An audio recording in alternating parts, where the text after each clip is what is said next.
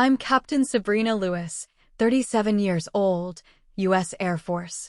I came from a house where nothing I did was ever enough, but I turned that into a career leading teams who trust me with their lives.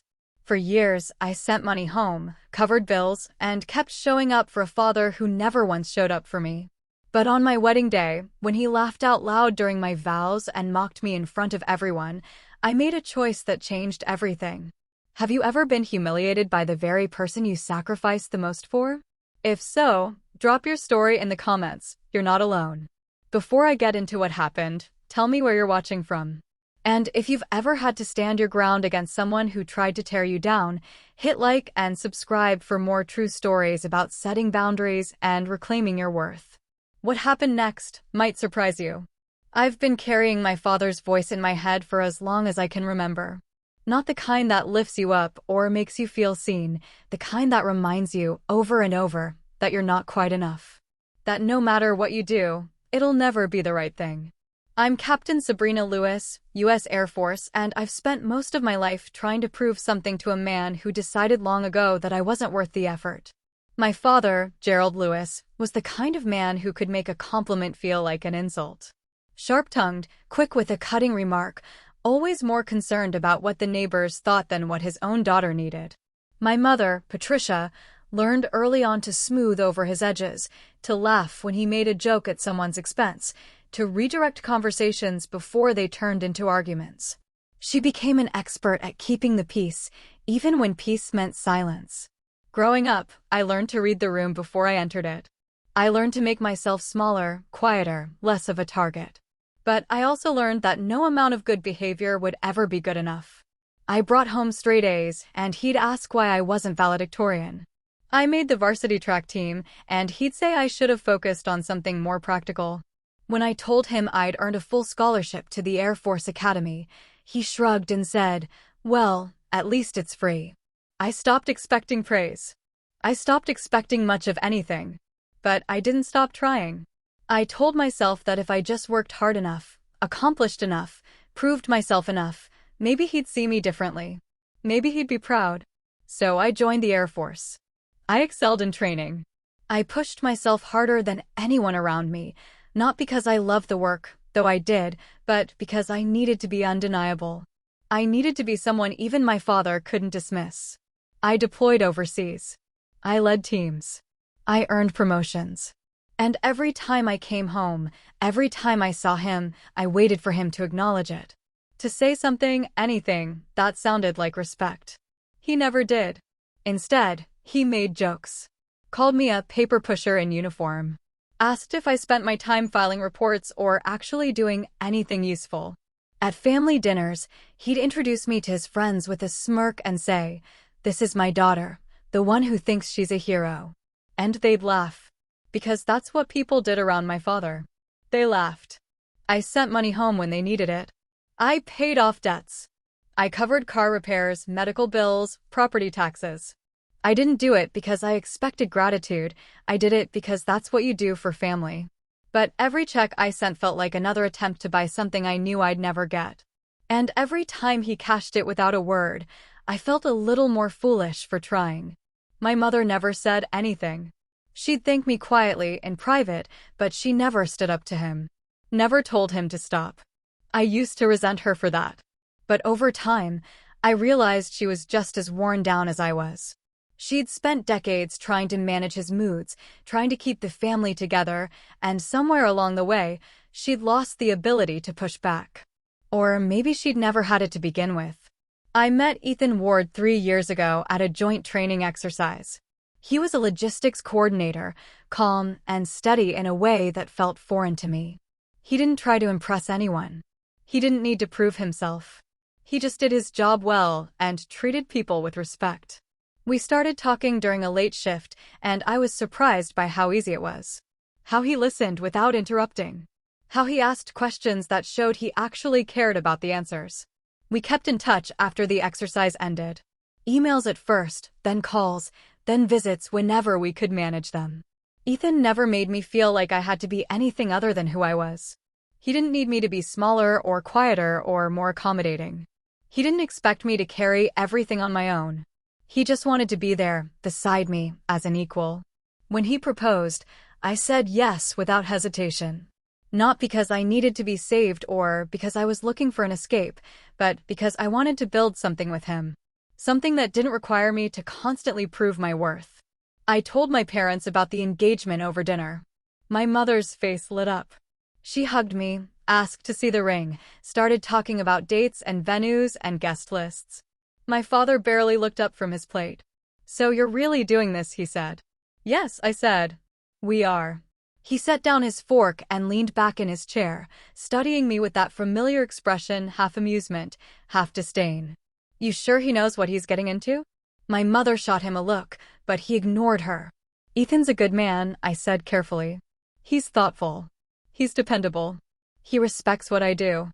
"Respectful," my father repeated, like the word tasted sour. "That's what you're going for. Safe and respectful." "Yes," I said. "That's exactly what I'm going for." He shrugged. "Suit yourself. Just seems like you could do better. Find someone with a little more ambition. Someone who stands out." Ethan, sitting beside me, didn't flinch. He just reached over and took my hand under the table, his grip steady and reassuring. I squeezed back. "I'm not looking for someone who stands out," I said. "I'm looking for someone who sees me." And he does. My father smirked. "Well, good luck with that." That was it. No congratulations. No well wishes. Just dismissal, wrapped in sarcasm, delivered with a smile that didn't reach his eyes. My mother tried to salvage the moment, asking about the wedding, offering to help with planning. But the damage was done. I left that dinner feeling the same way I always did after spending time with my father, like I'd been weighed and found wanting. Ethan didn't say much on the drive home. But when we got back to my apartment, he turned to me and said, "You know he's wrong, right?" I nodded. "I know. I mean it, Sabrina. You're not asking for too much. You're not settling. You're allowed to want someone who treats you well." "I know," I said again. And I did know. But knowing didn't make it hurt any less. We started planning the wedding. My mother threw herself into it, excited and eager to help. My father stayed on the sidelines, making occasional comments about costs or guest lists or how we should keep things simple. He didn't offer to contribute financially, which didn't surprise me. What did surprise me was how little I cared. I'd stopped expecting him to show up for me a long time ago. Ethan and I wanted something meaningful but not extravagant. We chose a venue that felt personal, invited people who mattered to us, and kept the ceremony simple. My squadron would be there, people I'd served with, people I trusted. That mattered more to me than anything else. The weeks leading up to the wedding were busy. I was juggling work commitments, finalizing details, trying to stay present while my mind raced through 1,000 logistics. Ethan kept me grounded. He reminded me that the day wasn't about perfection. It was about us. About stepping into something new together. I wanted to believe that. I wanted to believe that my father's voice didn't matter anymore. That I'd moved past needing his approval. But part of me still hoped that on the day itself, he'd surprise me. That he'd stand up and say something kind. That he'd see me the way Ethan did, the way my squadron did, and recognize that I was worth celebrating. I should have known better. The warning signs were always there. I just didn't want to see them. Or maybe I saw them and convinced myself they didn't matter. That if I ignored them long enough, they'd fade. That my father would eventually come around. But he didn't. He never did. When Ethan and I started wedding planning in earnest, my father made his opinions clear. He didn't like the venue, said it was too formal. He didn't like the guest list, said we were inviting too many military people. He didn't like the menu, the music, the timeline. Nothing was right. And when my mother gently suggested that maybe we should just let us handle it, he'd snap at her and say he was only trying to help. But it wasn't help. It was control. It was his way of reminding me that even on my own wedding day, I wasn't allowed to make decisions without his commentary. Ethan noticed. He always noticed. One evening, after a particularly tense phone call with my parents, he set down his tablet and looked at me. "Why do you let him talk to you like that?" I shrugged. "That's just how he is." "That doesn't make it okay." "I know," I said. "But I can't change him. I've tried. For years, I've tried. It doesn't work." Ethan was quiet for a moment. Then he said, "You don't have to change him. But you also don't have to keep giving him chances to hurt you." I wanted to argue, to defend my father, to make excuses, to explain that he didn't mean it the way it sounded. But I couldn't. Because Ethan was right. My father knew exactly what he was doing. He'd been doing it my entire life. The comments about Ethan escalated as the wedding drew closer. My father started calling him ordinary. He'd say things like, "You sure he's the one? Seems a little plain to me." Or, "I thought you'd end up with someone more impressive. Someone with a little more fire." It was deliberate. Every word chosen to plant doubt, to make me second-guess, to remind me that in his eyes, I'd never make the right choice. And the worst part was that his friends, his drinking buddies, his golf crew, encouraged it. They'd laugh when he made those comments. They'd nod along, adding their own jabs about young people settling too early or not knowing what they really wanted. My mother would sit there, quiet and uncomfortable, occasionally offering a weak, "Gerald, that's enough." But it was never enough to stop him. And it was never enough to make me feel defended. I tried to brush it off, told myself it didn't matter what he thought, that Ethan and I were solid and no amount of mockery could change that. But it wore on me. Late at night, when I couldn't sleep, I'd replay those conversations in my head. I'd wonder if maybe my father was right. If maybe I was settling. If maybe I'd chosen safety over passion because I was too scared to reach for something more. Then Ethan would reach over in the dark, half asleep, and pull me closer. And I'd remember that this was what I wanted. Not drama. Not chaos. Not someone who made me feel like I had to earn their affection every single day. Just this. Just him. Just us. My father also made a habit of downplaying my career. At family gatherings, he'd introduce me with a smirk and say, "This is Sabrina, my daughter. She's in the Air Force. Mostly paperwork, from what I understand." People would chuckle, and I'd stand there, smiling tightly, pretending it didn't sting. But it did sting. Because I wasn't just shuffling papers. I was leading a team. I was making decisions that mattered. I was responsible for people's safety, for mission success, for upholding something bigger than myself. And he reduced it all to a punchline. Ethan witnessed one of those moments at a family barbecue a few months before the wedding. My father was holding court with his buddies, beer in hand, telling some exaggerated story about his own younger days. When I walked over to grab a drink, he flagged me down. "Hey, everyone, meet my daughter." The one in uniform. "She's a big deal, apparently." His friends glanced at me with polite interest, and one of them asked, "What do you do in the Air Force?" Before I could answer, my father cut in. "She sits behind a desk. Sends emails. Very important emails." The group laughed. I forced a smile and excused myself. Ethan followed me inside. "That was bullshit," he said quietly. "It's fine." "No, it's not. He does that on purpose. He undermines you in front of people who don't know any better. It's not fine." I leaned against the kitchen counter, staring out the window at the yard where my father was still laughing with his friends. "I don't know what you want me to do, Ethan. He's not going to change. I'm not asking him to change. I'm asking you to stop pretending it doesn't bother you." I looked at him, and for the first time, I didn't have a deflection ready. Because it did bother me. It had always bothered me. I'd just gotten so good at swallowing it down, at convincing myself it didn't matter, that I'd forgotten how much weight I was carrying. "I don't know how to make it stop," I admitted. "You don't have to make it stop," Ethan said. "You just have to stop letting it define you." That conversation stayed with me. It rattled something loose. Made me realize that I'd been living my entire life trying to earn my father's respect, and it was never going to happen. Not because I wasn't good enough, but because he decided a long time ago that I wasn't worth respecting. And no amount of achievement, no amount of sacrifice, no amount of bending over backward was going to change his mind. The week before the wedding, my father called to check in. It was late, and I was going over last-minute details with Ethan when my phone buzzed. "Hey, Dad.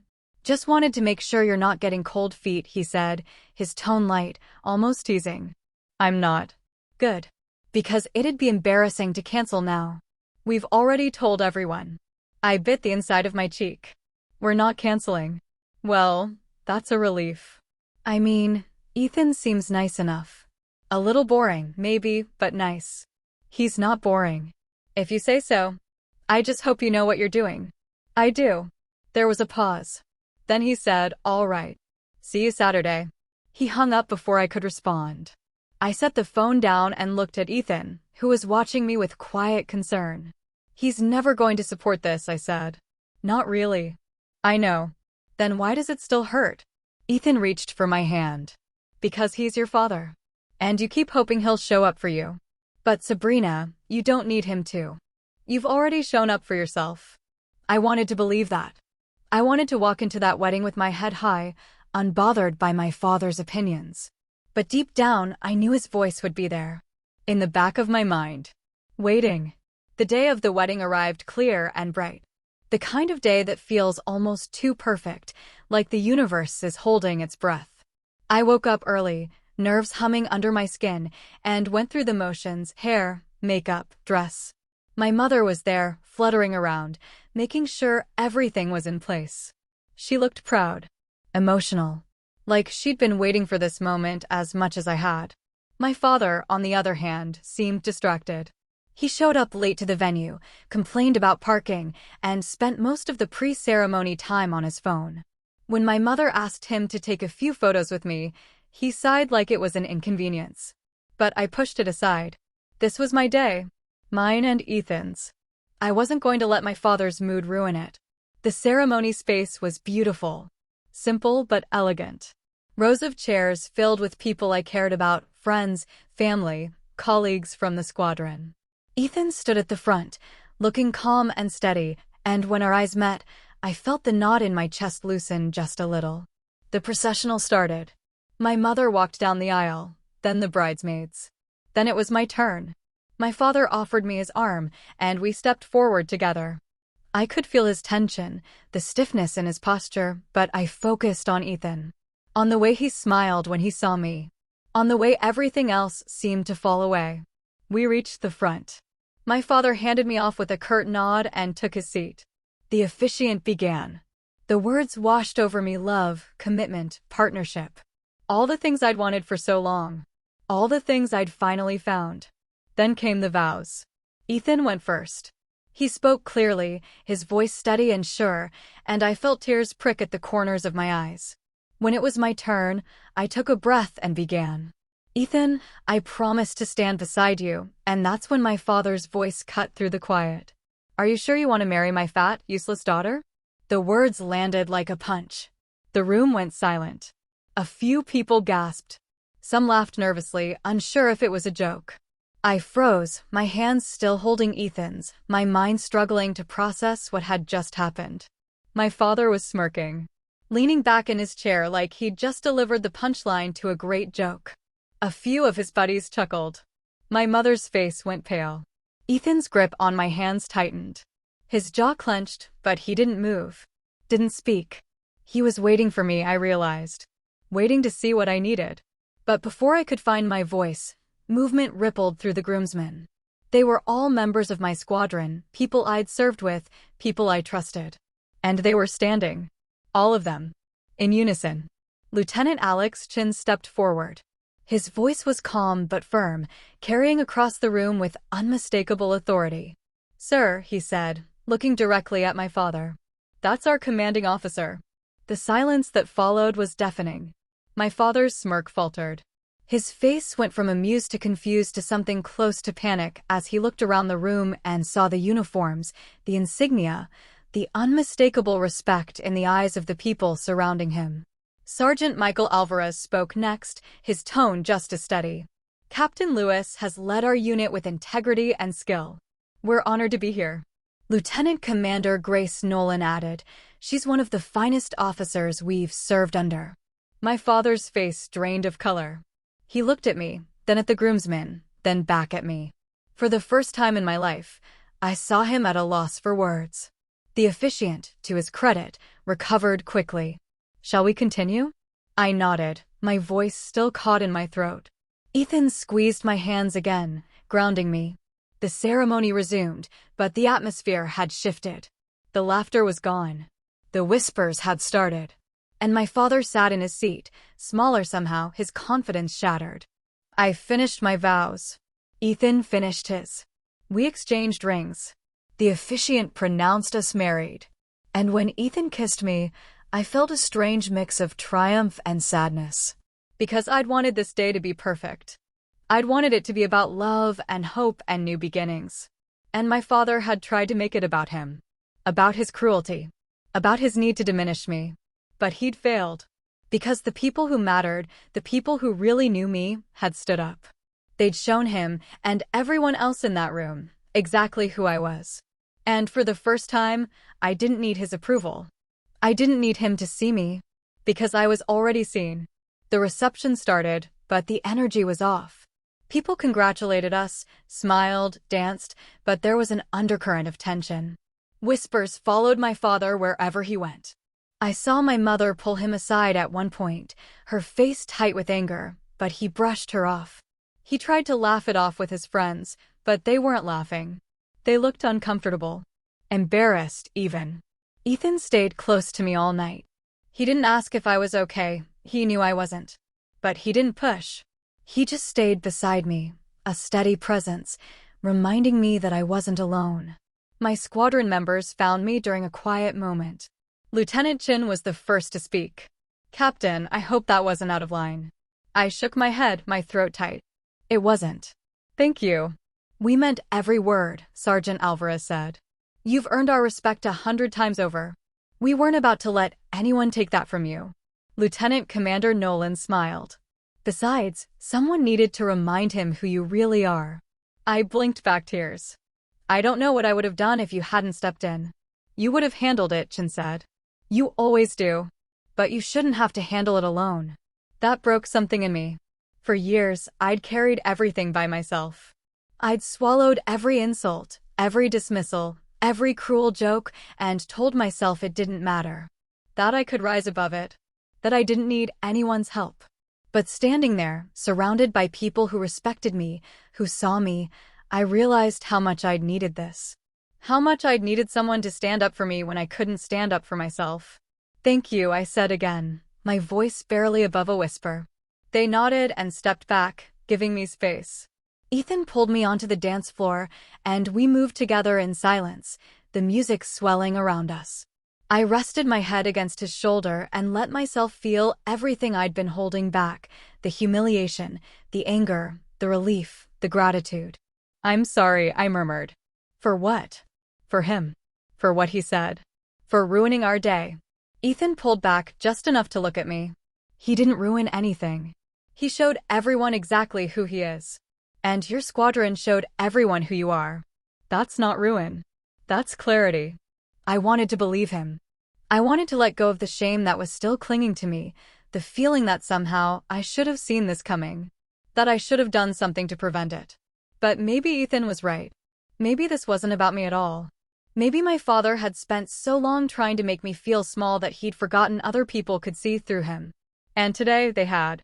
Later, my mother found me in a quiet corner. She looked exhausted, her makeup smudged, her hands twisting together. "Sabrina, I'm so sorry." I didn't respond right away. I wasn't sure what to say. "I should have stopped him," she continued.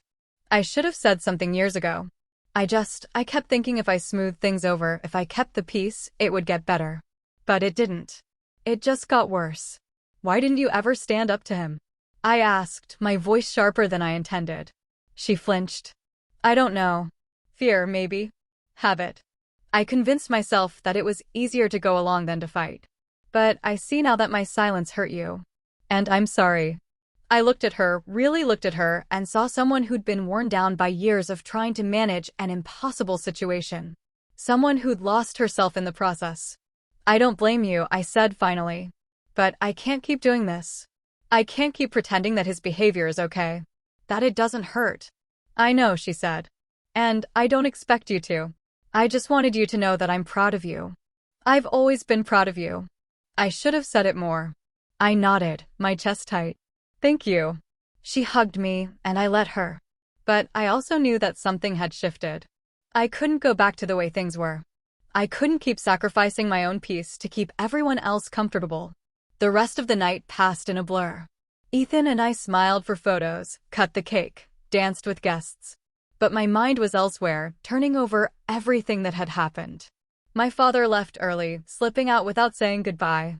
My mother stayed, trying to make amends, trying to salvage something from the wreckage. When it was finally over, Ethan and I retreated to our hotel room. I collapsed onto the bed, still in my dress, staring at the ceiling.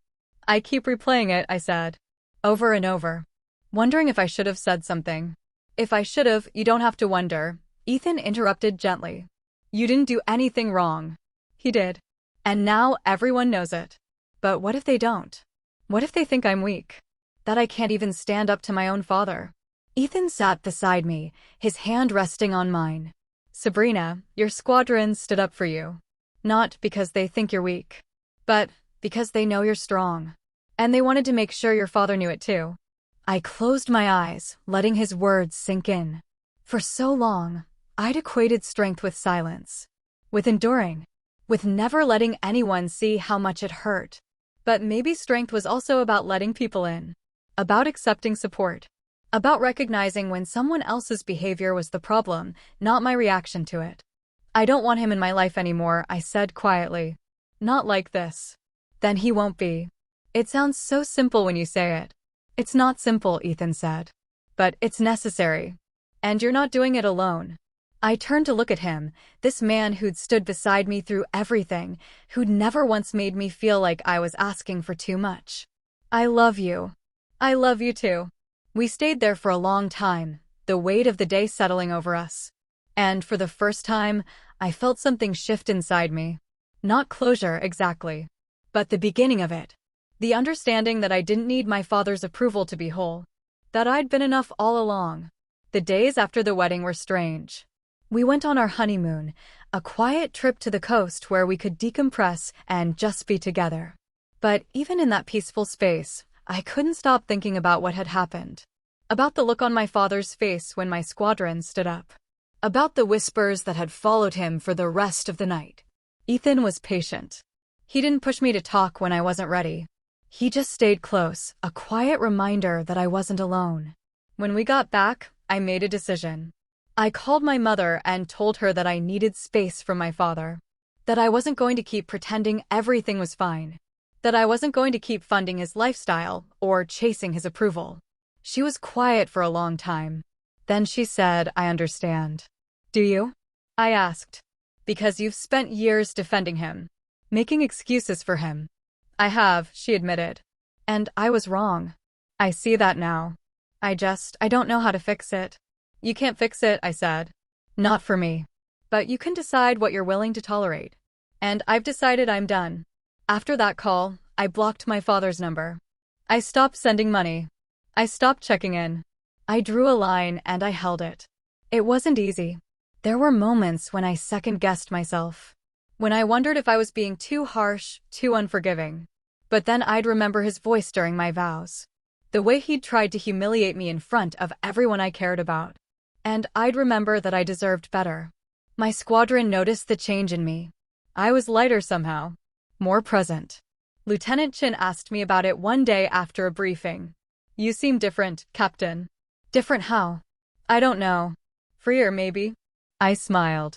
I stopped carrying something that wasn't mine to carry. He nodded, understanding without needing details. Good for you. Work became a refuge. I threw myself into my responsibilities, into leading my team, into doing the job I loved. And for the first time, I wasn't doing it to prove anything to anyone. I was doing it because it mattered to me. Ethan and I settled into married life. We found rhythms, built routines, learned how to be partners in every sense of the word. He never once made me feel like I'd made the wrong choice by cutting off my father. He just supported me, the way he always had. My mother and I stayed in touch, but the relationship was different. She was caught between wanting to support me and not wanting to alienate my father. I didn't envy her position, but I also didn't let it pull me back into the dysfunction.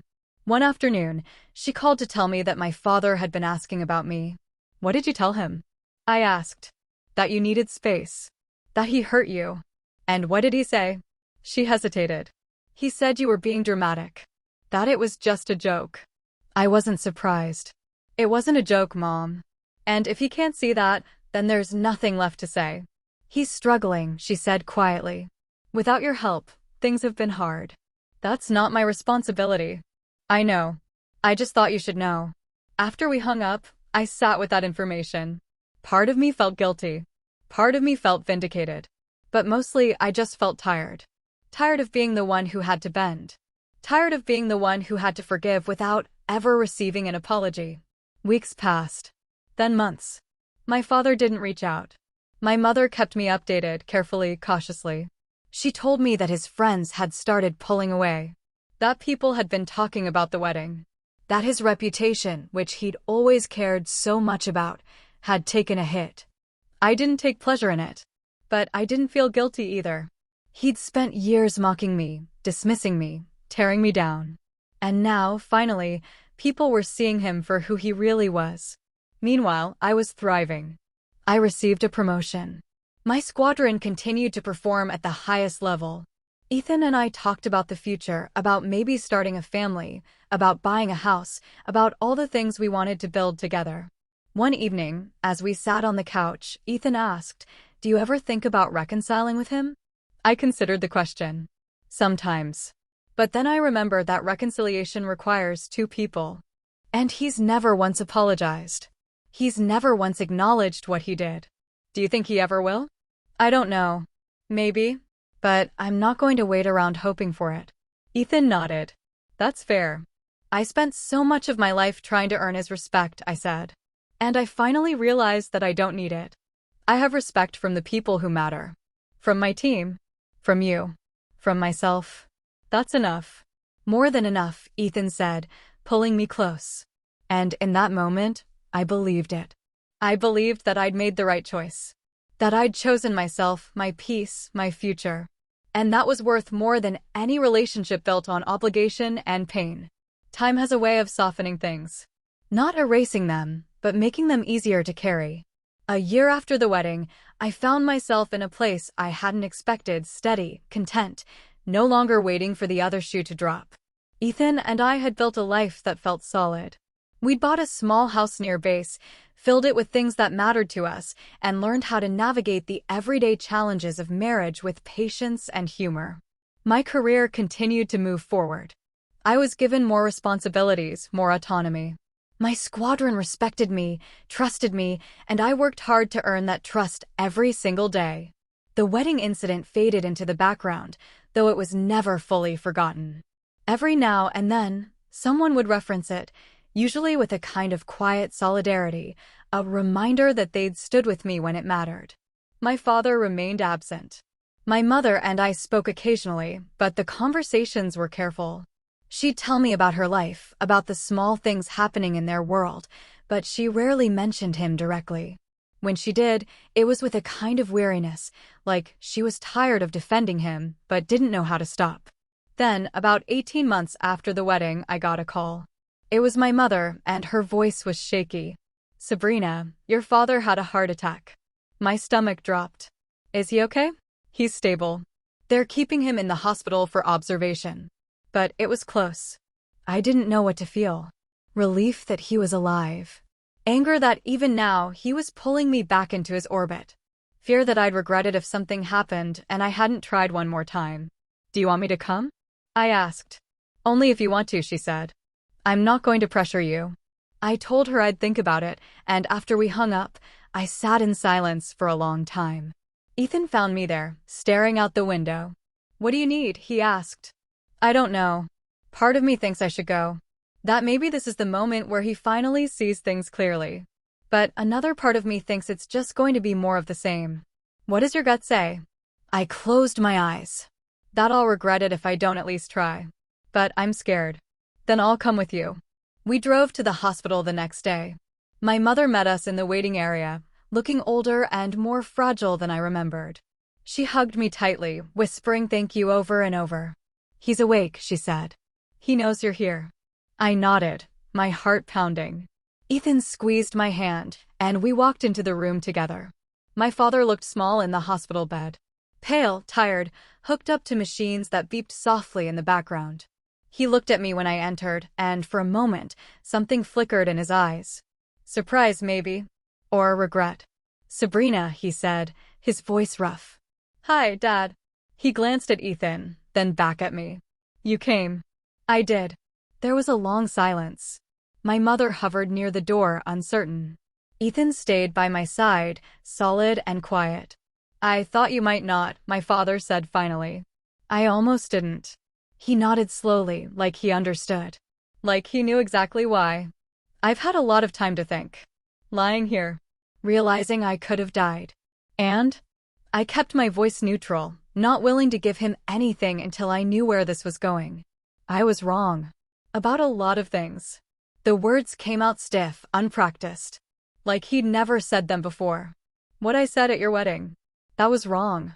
I waited. There had to be more. I don't know why I said it, he continued.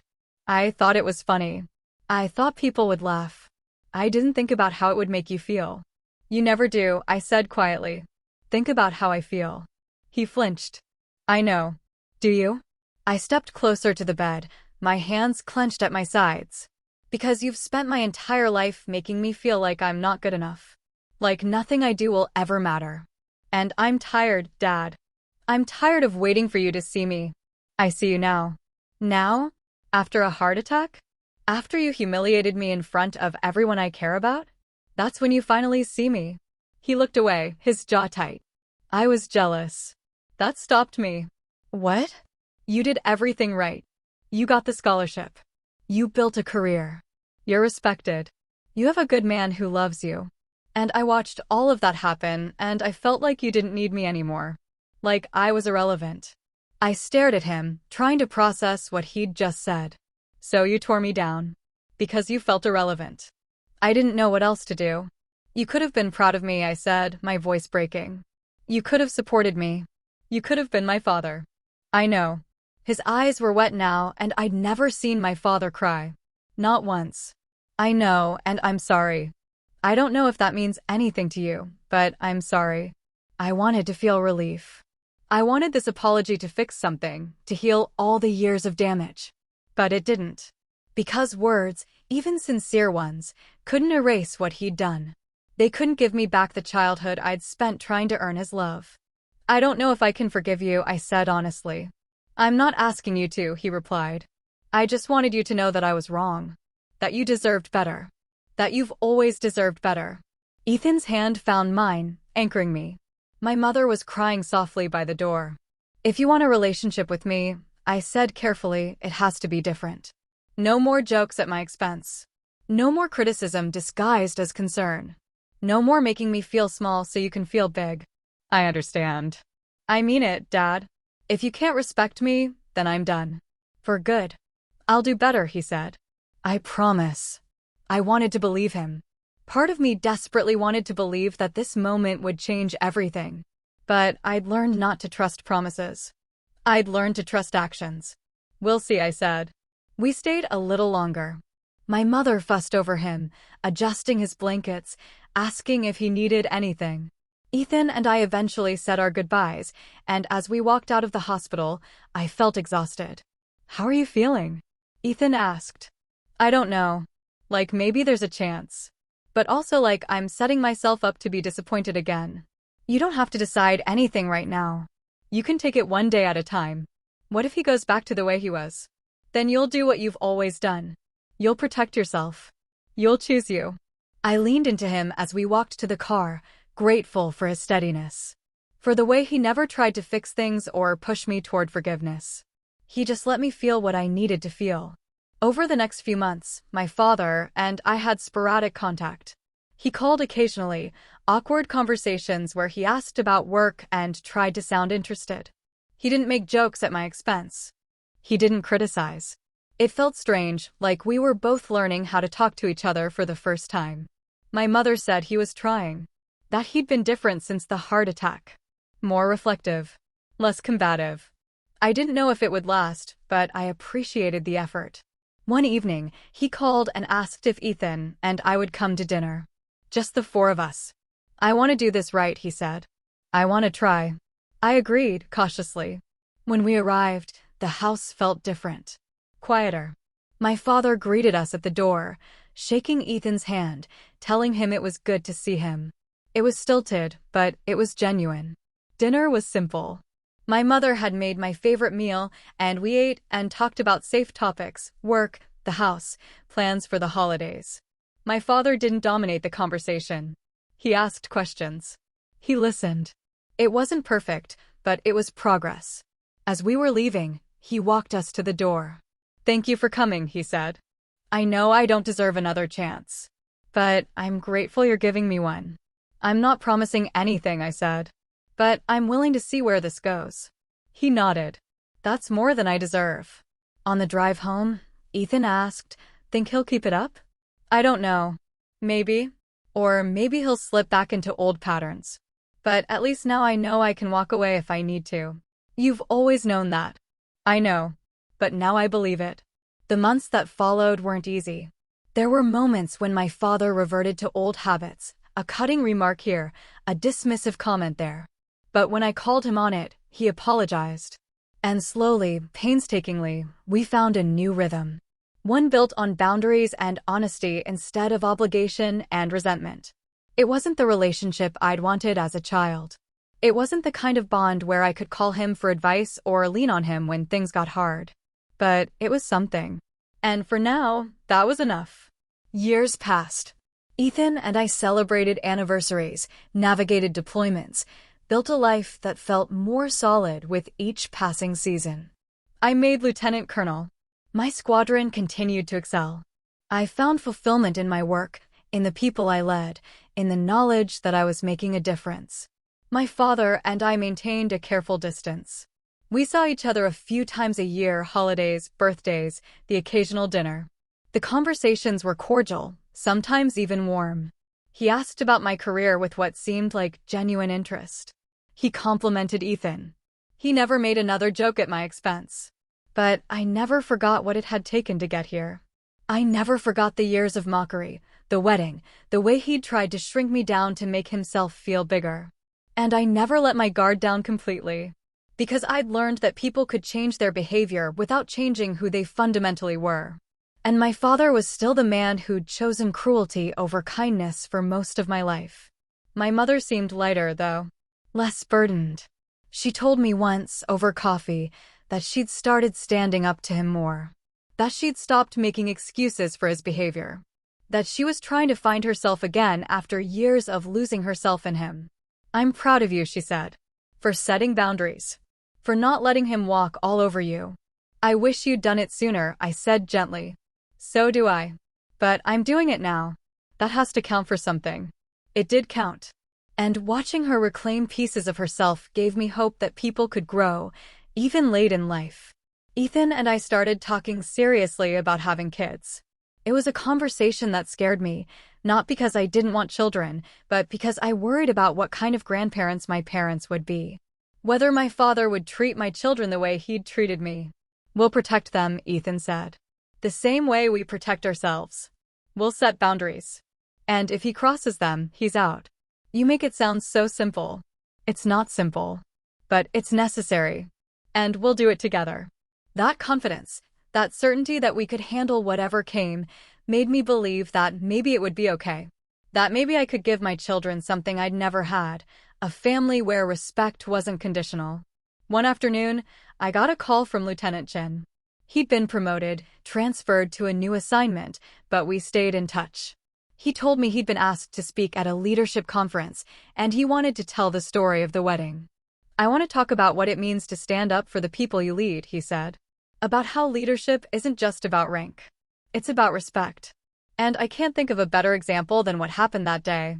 I was quiet for a moment, processing. "You really want to share that?" "With your permission, yes. Because I think people need to hear it. They need to understand that leadership is built on mutual respect. And that when someone tries to tear down a leader, the team has a responsibility to stand up."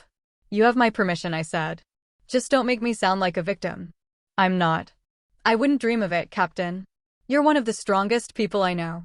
After we hung up, I sat with that. The idea that something so painful, so humiliating, could become a teaching moment. That it could help someone else. It didn't erase what had happened, but it gave it meaning. And that felt like a kind of justice. Ethan and I eventually decided to start trying for a family. It took time, but eventually I got pregnant. When I told my parents, my mother cried. My father smiled, a real smile, and said, "Congratulations. You're going to be a great mother." It was a simple statement, but it meant something. Because he'd never said anything like that to me before. He'd never expressed confidence in my abilities, never acknowledged that I might be good at something. "Thank you," I said. "I mean it," he added. "I know I wasn't the best father. But maybe I can be a better grandfather." "Maybe," I said. "We'll see." I wasn't ready to give him unconditional access to my child. Not yet. But I was willing to see if he'd really changed. If the man who'd tried to humiliate me at my wedding could become someone my child could trust. Months later, I gave birth to a daughter. We named her Emma. She was perfect, tiny and fierce, and full of life. When my parents came to visit, my father held her carefully, like she was made of glass. "She looks like you," he said quietly. "She does. I hope she has your strength." I looked at him, this man who'd spent so much of my life trying to convince me I was weak. "She will. Because I'll make sure of it." He nodded, understanding. Good. Watching him with Emma, I felt something shift. Not forgiveness, exactly. Not absolution. But maybe the beginning of acceptance. The understanding that people were complicated. That they could hurt you deeply and still be capable of growth. That you could hold space for both the pain they'd caused and the possibility that they might do better. My father wasn't perfect. He still had moments where old patterns surfaced. But he tried. And in those moments when he held my daughter, when he spoke to her gently, when he looked at me with something that resembled pride, I saw glimpses of the father I'd always wanted. It didn't erase the past. It didn't make up for the years of hurt. But it was something. And I'd learned to find peace in something rather than holding out for everything. Emma grew. She crawled, then walked, then ran. She laughed easily and loved fiercely, and watching her navigate the world with such confidence filled me with a kind of joy I'd never known. Ethan was an incredible father, patient, present, endlessly supportive.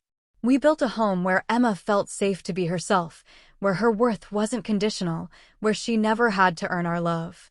My career continued to evolve.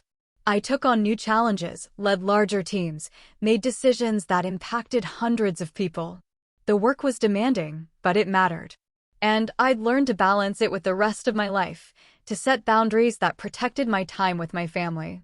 My father remained a peripheral figure. He was there for birthdays and holidays, but he wasn't deeply involved. And that was okay.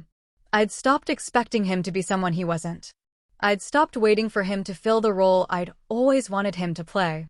One afternoon, when Emma was about 3, we were at my parents' house for a family dinner. Emma was playing in the yard, and my father was watching her from the porch. I joined him, and we stood in silence for a while. "She's a happy kid," he said. "She is. You're doing a good job." "Thank you." He glanced at me. Better than I did. I didn't argue. I learned what not to do. He winced, but didn't look away. "I deserve that." "You do." We stood there, the weight of everything unsaid hanging between us. Then he said, "I think about that day at your wedding a lot." "About what I said?" "About how I tried to humiliate you." "I think about it too. I wish I could take it back." "You can't. But you can keep trying to do better now." "Is it working?" he asked. "Am I doing better?" I considered the question. "Sometimes. Not always. But you're trying. And that's more than you used to do." He nodded, accepting the honesty. "I want to be someone she's proud to know. Your daughter. I don't want her to grow up thinking her grandfather is," he stopped, struggling for words. "A bully," I supplied. "Yeah, then don't be one. It's that simple." "It's not simple for me." "I know. But that's your work to do, not mine." Emma ran up to us then, breathless and grinning, holding a dandelion she'd picked. "Look, Mama. I made a wish." I knelt down, pulling her close. "What did you wish for?" "I can't tell you or it won't come true." My father smiled, a genuine smile, and for a moment, I saw something I'd never seen before: softness. Vulnerability. The realization that he was running out of time to be the person he wanted to be. Later, as Ethan and I drove home with Emma asleep in the back seat, he asked, "How was it?" "Okay. Not perfect. But okay. That's progress." "It is." "Do you think you'll ever fully forgive him?" I thought about it. I don't know. Maybe forgiveness isn't the point.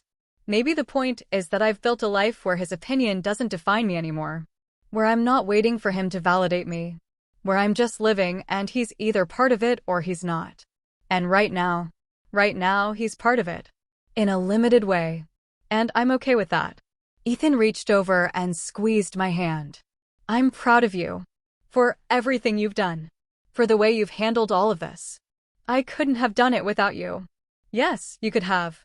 But I'm glad you didn't have to." I looked out the window at the passing landscape, at the life we'd built, at the future we were creating for our daughter. And I felt something I hadn't felt in a long time: peace. Not the kind that came from resolution or closure, but the kind that came from knowing I'd done the work. That I'd set boundaries. That I'd chosen myself. My father would never be the dad I'd wanted as a child. He'd never be the person who lifted me up or celebrated my successes without reservation. But he was trying, in his own limited way, to be better. And I'd learned that sometimes that had to be enough. Because the truth was, I didn't need him anymore. Not the way I used to. I had a partner who respected me. A daughter who adored me. A career that fulfilled me. A squadron that trusted me. I had built a life on my own terms, and no one, not my father, not anyone, could take that away. That day at my wedding, when my father tried to make me small, everyone saw who I really was. They saw the leader. The officer. The woman who'd earned her place through hard work and integrity. And in that moment, I stopped needing his approval. I stopped waiting for him to see me, because I already saw myself. And that was enough. Time moved forward the way it always does, steadily, without pause, without asking permission. Emma started school. Ethan and I celebrated our 10th anniversary. I made full colonel, a promotion I'd worked toward for years. My squadron threw me a small celebration, and standing there, surrounded by people who respected me, I felt the full weight of how far I'd come. My father called to congratulate me when he heard about the promotion. The call was brief, but his pride seemed genuine. "That's a big deal," he said. "You should be proud." "I am," I replied. "Your mother and I would like to take you and Ethan to dinner. To celebrate." I hesitated, old instincts flaring. But then I thought about the years that had passed, about the careful progress we'd made, and I agreed. The dinner was pleasant. My father didn't make any cutting remarks. He asked thoughtful questions about my new responsibilities. He told stories about his own work that weren't centered on tearing someone else down. It felt almost normal. Almost. My mother pulled me aside as we were leaving. "He's different with you now," she said. "I know it doesn't erase everything. But he's trying." "I know he is." "Are you happy?" she asked suddenly. "Really happy?" I thought about my life, the marriage that felt like partnership, the daughter who filled our home with laughter, the career that challenged and fulfilled me. "Yes," I said. "I am." She smiled, tears in her eyes. "Good. That's all I ever wanted for you.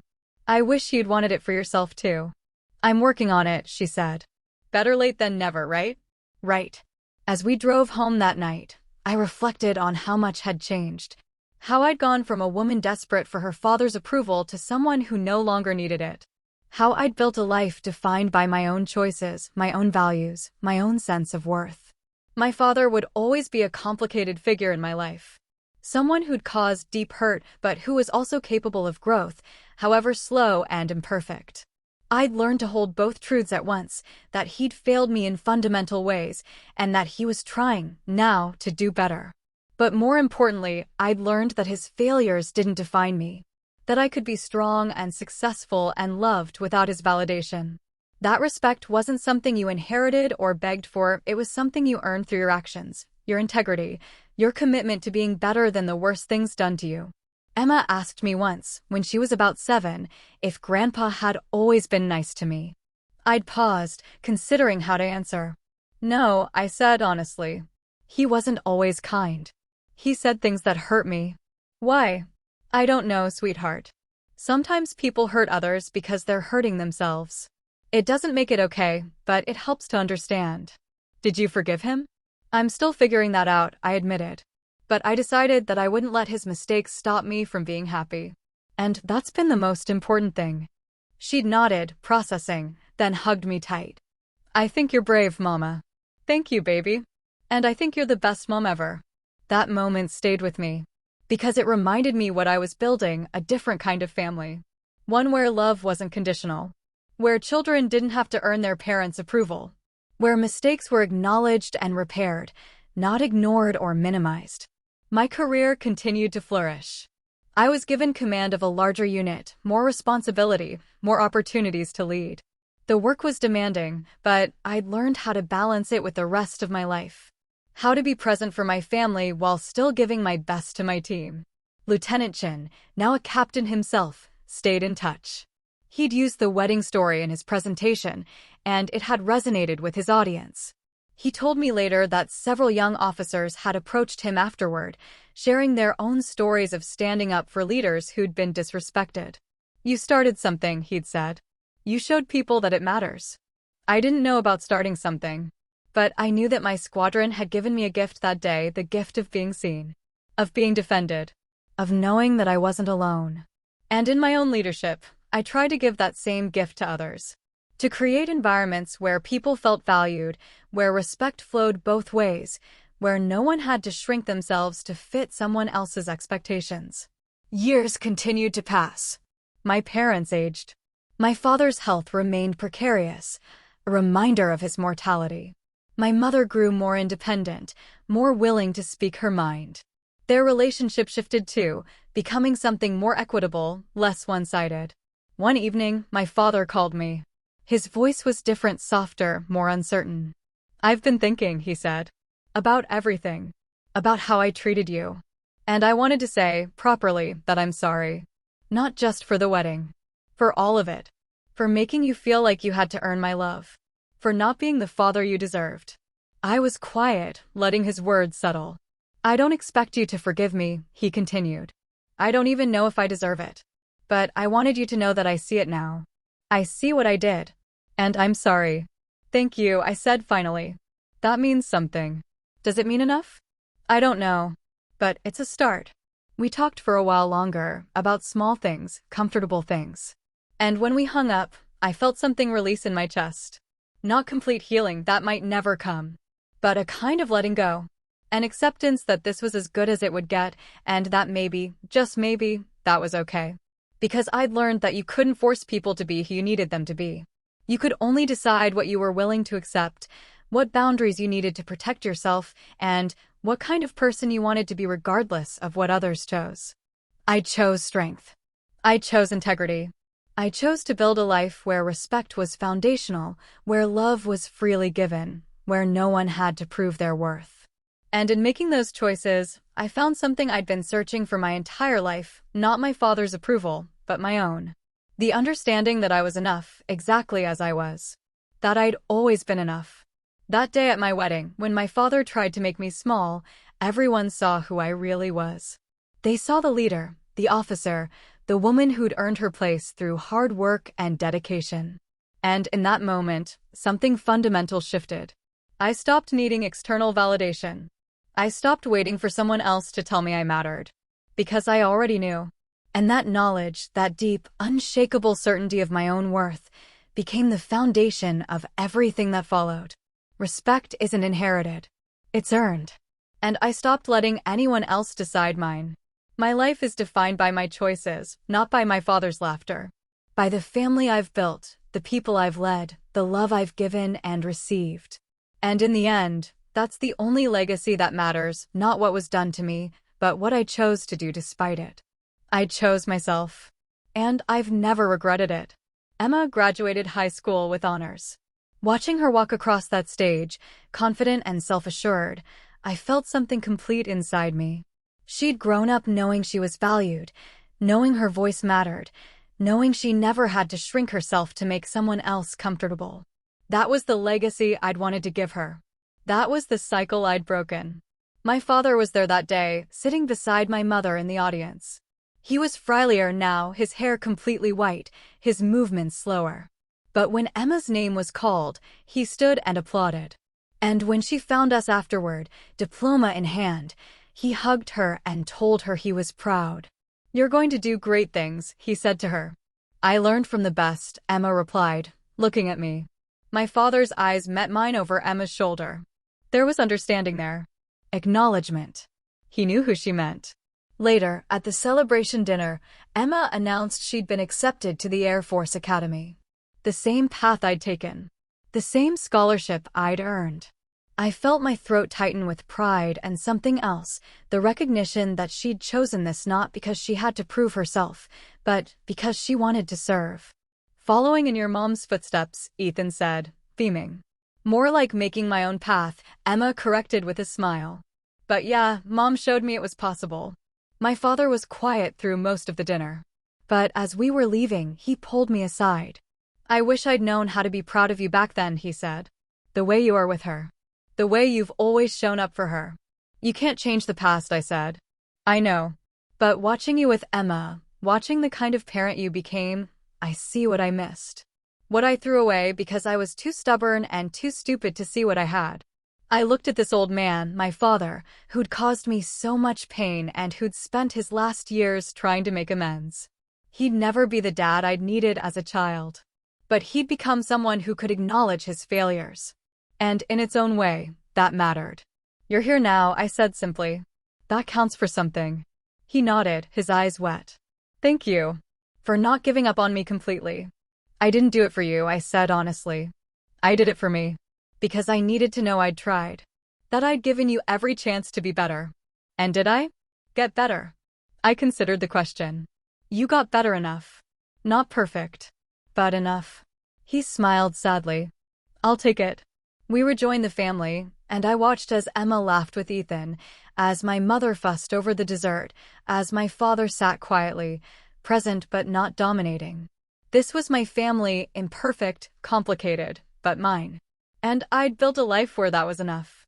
Where I didn't need perfect. Where I just needed honest effort, clear boundaries, and the freedom to choose who I wanted to be. I chose strength. I chose peace. I chose me. And I'd never looked back. That was my line in the sand, and I don't regret drawing it. If this hit home, like, subscribe, and share with someone who needs it. Your turn. Have you ever been publicly undermined by family? What happened? What boundary did you set, and how did people react? If it was at a milestone event, wedding, graduation, promotion, what would you do differently now? What's one thing you wish someone had said or done for you in that moment? Any advice for someone facing a similar choice today? Drop your answers in the comments, I'm reading them.